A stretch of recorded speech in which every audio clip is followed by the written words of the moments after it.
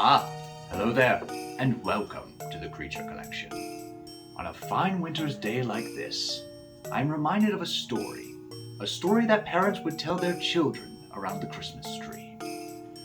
Naughty or nice, it's very important, for naughty children are snatched by Krampus, the Satyr, a beast that snatches naughty children and stuffs them in a burlap sack. This is the story of Krampus and other satyrs.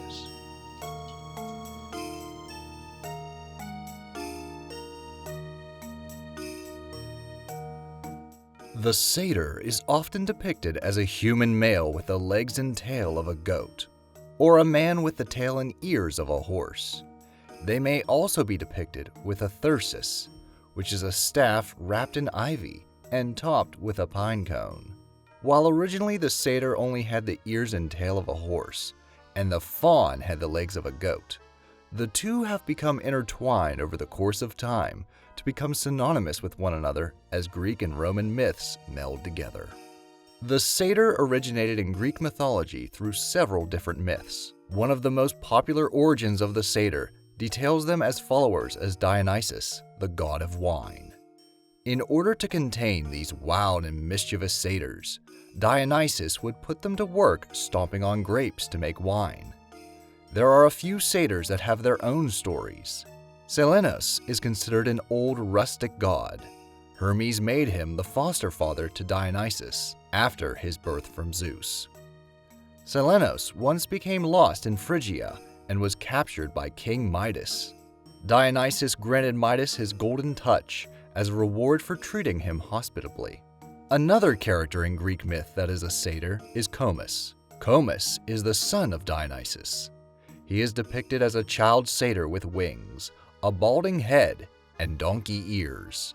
He is known as the god of excess, often depicted as on the brink of blackout drunk, a lowered torch, and a crown of flowers around his head. Festivals in his honor are usually chaotic and full of anarchy. Satyrs in general throughout Greek mythology are symbols of excess and an example of what wild and unrestrained life leads to. They are connected to several major Greek festivals, where people dress up as satyrs for processions and parades.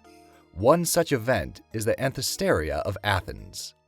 This festival honored not only wine, but the dead as well. It was a similar event to modern-day Halloween. This festival would take place over the course of 3 days during the spring. Women, children, and slaves were all invited to partake in festivities during this time. While this festival was a bit more tame than many other festivals, it was a chance to partake in last autumn's wine harvest, with no requirement to share with others. Satyrs were also used as a storytelling device in plays and stage productions. They were used in between acts during tragedies. While on stage, they would perform a perverted version of the play where they make fun of the plights that the main cast are acting out. This style of storytelling was used to break the tension of tragedies and provided the audience with a little bit of comic relief. While satyrs may not be the ones doing this in modern times, the idea still exists in modern film, stage, and storytelling, making dark comedy its own category. One film that is more like a fever dream that has a great example of what the satyrs can be like is the Guillermo del Toro film Pan's Labyrinth. In the film Pan's Labyrinth, we follow the story of a little girl who blurs the lines between fantasy and reality after the Spanish Civil War. She finds herself on a dark fairy tale-like journey, led by insects into an ancient stone labyrinth where she comes across a satyr. This creature gives her a book with 3 tasks for her to complete to become immortal and return to the underworld as a princess. While the satyr in the film alludes to the identity of Pan himself, Del Toro has stated that it is not Pan. The next film that features satyrs is the famous Chronicles of Narnia. While you may be thinking that the character of Mr. Tumnus is the one that we will be talking about today, he isn't. However, in the Chronicles of Narnia, C.S. Lewis does make the distinction between fauns and satyrs. Mr. Tumnus being a faun, and the satyrs looking more like goats on 2 legs. Tyrus is an example of what the satyrs looked like and behaved like in the films. Finally, a satyr that has become more popular over the past decade. He is known as many things: the devil, a winter demon, and Santa's evil brother. However, Krampus, the demon Christmas satyr, may not be as bad as you might think.